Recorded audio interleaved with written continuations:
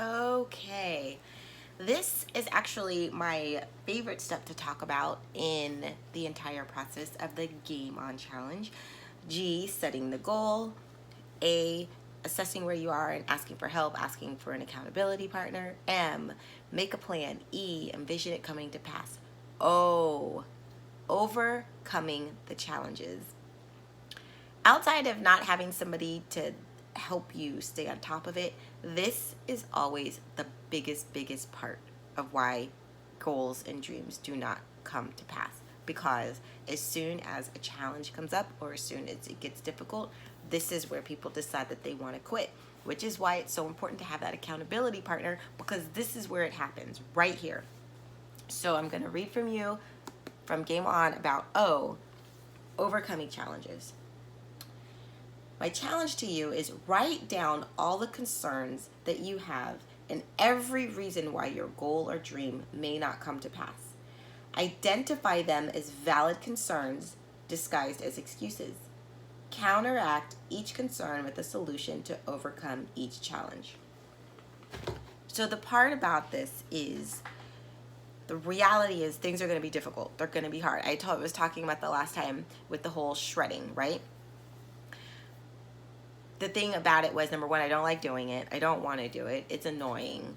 So what I do, and this is what I want anybody to do with any dream or goal that they have, is write down the obstacle or the challenge to what it is. So part of mine, just for at least for the shredding, and we'll get into the other ones, is there's a lot of it to do and I don't have a lot of time. The great thing about this particular goal is it doesn't require a lot of money, but some goals do. So, but that's the thing. Write down what will keep you from achieving your goal. Sometimes money is. So write that down. Write it down right here. You're gonna write it down. So I don't have oh no, that's not a pen. Is this one? I'm in an office. A home office, and I cannot find a pen. Is this one? Please let it be. Yay! Okay. So, writing it down. One of the big ones that I'm going to do is time. So I'm going to write down time. And then for each part, right, you write the concern and then you write what the solution to that would be. Because a lot of people will always tell, well, this is why I can't do it. This is why I can't do it. And they come up with, to me, what I call are excuses, because it's just reasons to not do something. It's not to say that they're not valid, but they are just obstacles, and don't allow them to become an excuse. So time is such a big one. I'm going to go with that. Time and money. Yes, a lot of people, they're like, I don't have time to do XYZ. Well, so that's the example. The concern is I don't have time. Then you think about where are ways that you can find time in the day, because here's the thing. We all have the same 24 hours. Some people are just better at finding and using the time than others. Number one, and this is just in general for everything, you can always get up a little bit earlier or stay up a little bit earlier. So either get up before the kids or stay up just a little bit past after they go to bed. Is it tiring? Yes. Is it hard? Yes. But is it necessary sometimes to do it what you need to do? Yes. Even if it's 30 minutes, even if it's 30 minutes earlier, 30 minutes after they go to bed, or if you're if you have the ability and you're staying at home while they're napping, maybe that's when you take advantage. But whatever it is, you have to find the time. I tell people a lot of times, if you're somebody who sits down and watches a lot of TV, depending on what it is, do it while you're watching TV.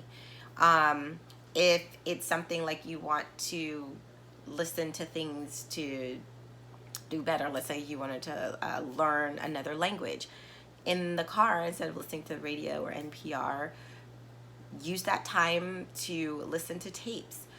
While you're exercising, you can use that time. There was something else I was going to say in terms of finding time. But those are going to be the basic ones, right? Finding time when stuff that's already kind of being wasted when you're sitting in traffic. some people have asked, like, when in terms of like if you're wanting to lose weight, I've made this suggestion before. The first thing I always think about is if there's somewhere where you could take the stairs instead of the elevator and you're capable, take the stairs. A lot of times, a lot of weight loss is more related to what you eat than working out. So if you don't have the opportunity to work out, change what you're eating. Instead of grabbing fries at the fast food when you're going through the drive-through, get the salad instead. Or instead of snacking on chips and M&Ms, snack on apples and nuts. Just little small changes. Sometimes it doesn't have to be huge, and we make it so much bigger than it is, but small changes can make a huge, huge difference. I'm going to keep thinking about the other one because I know there was one about time that I wanted to share because it's just one of those things that people are always doing. Try and multitask. We're amazing at that. Try to do that. Another thing is delegate, right? So shredding. If my daughter was here, I would ask her to help and do that. So on the days maybe I'm sitting down watching TV, let her do it. If she's here on spring break and she doesn't have anything to do, ask her. Ask for help. Ask for help when it comes to these things. There's no shame in asking for help. Just knowing that we can do it helps. Learn to delegate. My mom's coming to visit. Guess what? I'm like, Mama, you want to do some shredding? Just saying. That's the biggest one I wanted to talk about is time. I have other ones. They're here. I have to figure out. It's because it's like so early in the morning. I have to go back and figure. It'll come to me surely in the middle of the day. But you have to find the time to do whatever it is that you want to do. You got to figure it out. And again, is it going to be easy? No. None of this is easy. But if it was easy, everybody would be doing it. And it's a difference between people who are getting stuff done and people who are still sitting around complaining about their circumstance. You have a choice, but you can't have both. You can't do both. You can't complain and not do anything and then still want the situation to change. It just doesn't work that way. So let's figure some things out. Even if you just write down all of your concerns and then say, Nicole, I just need somebody to bounce ideas off of solutions. Let's do it. I'm all about finding solutions to things. So let's make it happen, okay? So overcome the challenges. Overcome the challenges. Overcome the challenges. Write down the concerns because that takes the scariness out of it. You already know what you're up against. But now that you know what you're up against, you can come up with solutions to overcome it. You got this. You can do it.